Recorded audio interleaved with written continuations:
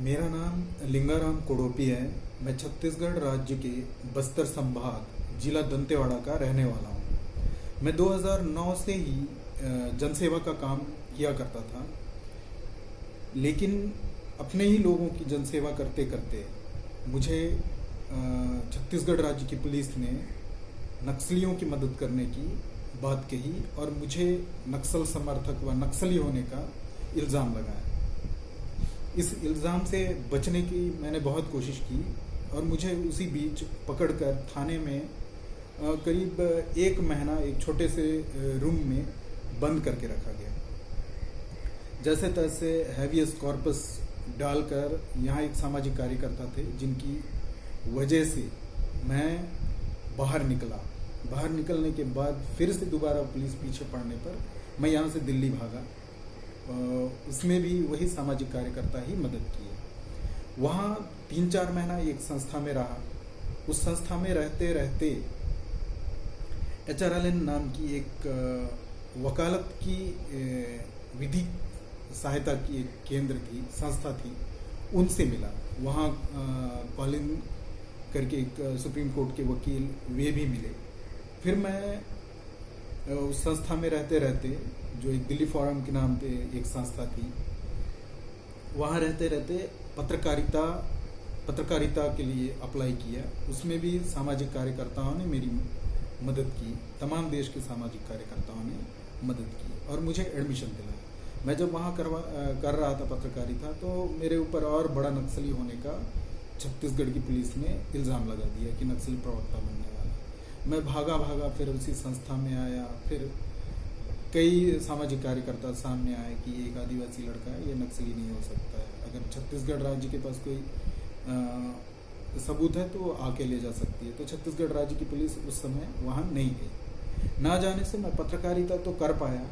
पत्रकारिता जैसे ही ख़त्म हुई, उसी बीच में हमारे आदिवासियों के 310 घर जले थे। 3 गांव पुलिस द्वारा जलाए गए थे। जब मुझे पता चला तो मैं आया और एक वीडियो बना के ले जाकर अपलोड कर दिया। जब मैं पत्रकारिता कंप्लीट किया था तो मुझे लगा कि मुझे मदद करनी चाहिए अपने लोगों की, अपने आदिवासियों की। तो मैं मदद किया। जब मदद किया और फिर वापस आया छत्तीसगढ़ में काम करने के लिए, बस्तर के दंतेवाड़ा में, कि मैं अब आदिवासियों के लिए लिखूंगा करके, तो मुझे फिर से एक नक्सल केस में अंदर डाल दिया गया। करीब 3 साल तक के मुझे जेल में ही रहना पड़ा। आज भी जमानत पर हूँ।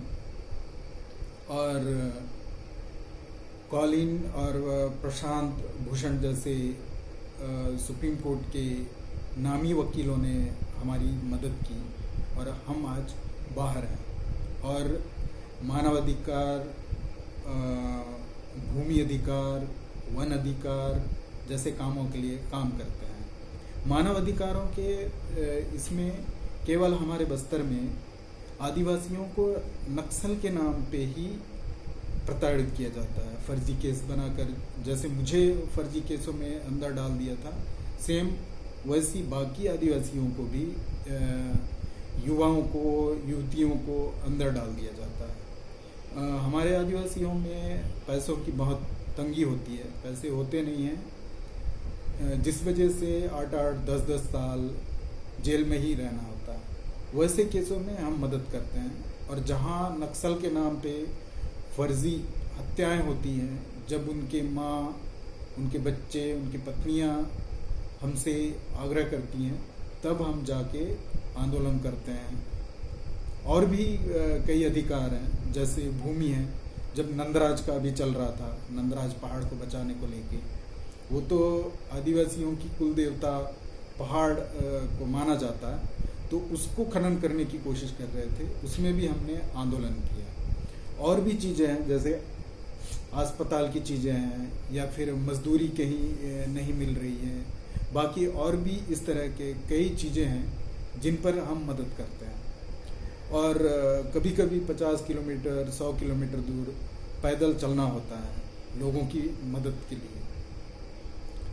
हालांकि हमें खाना वाना लोग देते हैं जहां हम जाते हैं, और आज भी हम काम कर ही रहे हैं और आगे भी करते ही रहेंगे।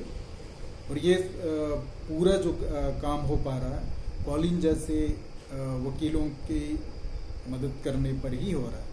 अगर वे न्यायालय में हम आदिवासियों की मदद ना करें तो हम आदिवासी एक भी चीज़ के लिए नहीं लड़ पाएंगे। एक तरीके से विधिक सहायता वकीलों द्वारा हमें मिलना ये बहुत बड़ी उपलब्धि है। और यहाँ बस्तर में बहुत कम लोग हैं जो मानवाधिकारों के लिए काम करते हैं, आवाज़ उठाते हैं।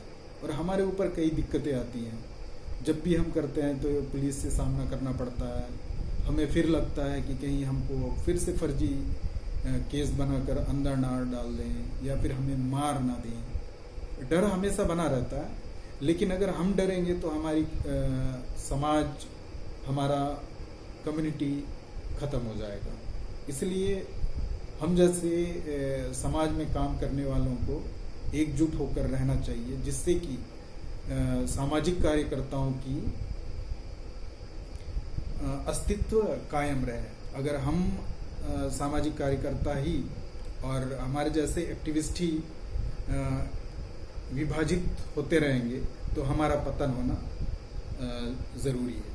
इसलिए मैं तो यही कहूँगा कि हम सबको एक होकर रहना ही चाहिए।